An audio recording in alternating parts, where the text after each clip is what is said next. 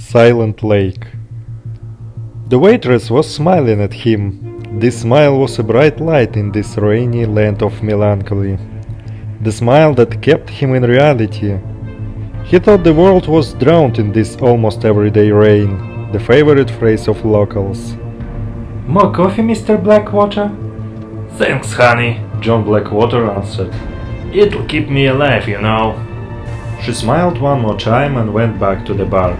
John felt a deep gloomy feeling inside, the mix of loneliness and desperation. It's because of rain, thought John. Well, let's look again what I have found. Maybe I missed something. Blackwater mounted a big notebook on the table and opened it on the very first page. So, Mark arrived in Bright Mountains on the 3rd of June. He was alone and nobody had met him. According to a bus driver, there was only one backpack. How did Mr. Oliver, the bus driver, know it? Because Mark was the only passenger headed to Bright Mountains. Then Mark moved into the flat of Miss Jane Hollow. He paid for the 3 months forward, and she never saw him after that day. When she came for paying 3rd of September, John had already vanished. All his clothes and other stuff were there, like he could return at any moment. Blackwater looked outside the window. Only the rain, a lake in the town park and nothing more. No one walked around. This rain hadn't stopped since John arrived. He sipped from a cup and returned to his notes. Blackwater found out that Mark took a job in a little bookshop. Well, it was the only bookshop in this town actually, so John found it without any troubles. There was an announcement on the door. Anybody seen Mark? That was the first time when Blackwater had seen how Mark looked nowadays. John's employer gave only an old photo where a 10-year kid was smiling sitting on the couch with his mother. A thin lad with a sunken face was looking down from the announcement. Black hair plastered on the forehead, lips were tight, empty eyes. Lucy Hamilton, the bookshop owner, knew just as much as Blackwater.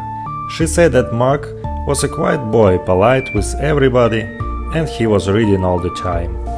Blackwater took 2 last books Mark had read. It was History of Bright Mountains and some fairy tales. John took it to read later. According to the history book, Bright Mountains was settled in the 15th century near the Silent Lake by some religious exiles. They built houses around the lake and started fishing. The sea was generous to settlers and soon a big fish market appeared in the city. A lot of traders arrived in the Bright Mountains and the town expanded. But it was before a great flood. One day the rain started and it was raining until the lake rose twice in its size and took down half of the city. Blackwater laid down his notebook on the table and looked through the window again. The lake wasn't so very big. John could even see old houses on the other side, but the locals say that it was very deep. It seemed the old town was still remaining on the bottom. Nothing had happened for centuries then. Blackwater found nothing interesting in the last part of the history book. Town economy grew by tourism and fishing, and nothing more. On the other hand, the book of fairy tales consists of lots of story about forest people, sea people, hidden paths, and ghost of despair and other creepy tales for children. Jack looked through the book and didn't read it. He never had been superstitious. That was a dead end. The track of Mark was lost in the bookshop. He disappeared on the 3rd of September, more than 2 months ago. If he was killed, there weren't any chances to find him. Besides, Blackwater went through all paths in local woods and forests and found nothing again. John was ready to give up. It seemed to be a dead end. He never felt this kind of despair. Of course, there were dead cases in his career, but Blackwater had never had so few clues. He came to 2 versions. Either Mark had drowned or he may be buried somewhere in the forest. So it was the first version and John liked it very much, because of logic and clearness. Or he just mysteriously disappeared. The second version was a cause of John's headache. The dark was dawning on the bright mountains. The pink sunset was glowing above treetops on the other side of the lake. The sun was sinking in the cold blue sea behind the ancient forest, cold in every season.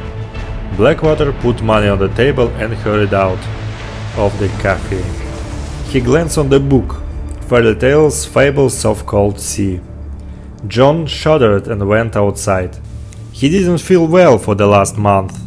John felt anxiety and worries all the time, in evenings and nights especially. This place was influencing on him somehow. The morning was the brightest moment in the day for him now.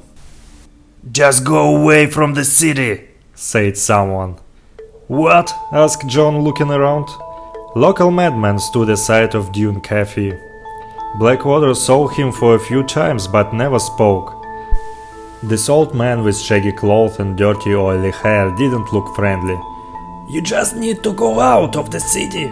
It may end very badly, shivered old man.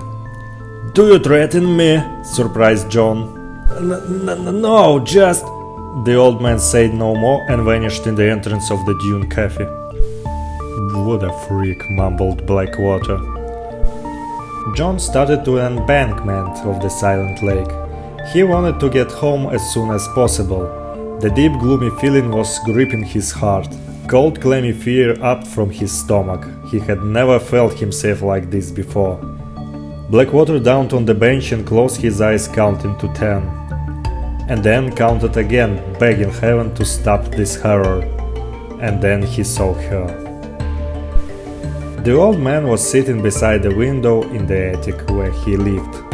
He was watching the scene outside the window. This wasn't the first time he witnesses this situation, but it scared him like the first time. There was a man in the black coat sitting on the bench and looking to the left where a young white lady paced to him. She approached him, and then they had to talk. It lasted for 10 or 15 minutes. Then one lady took his arm, and they went alone, hand by hand. There were old stairs hidden underwater. It was made for mooring boats. And then the man started down on the stairs. The young lady looked straight to the window and brought her index to the lips. Then she smiled and headed after the man. I told you, detective, just leave the city. Sorry. The rain had stopped.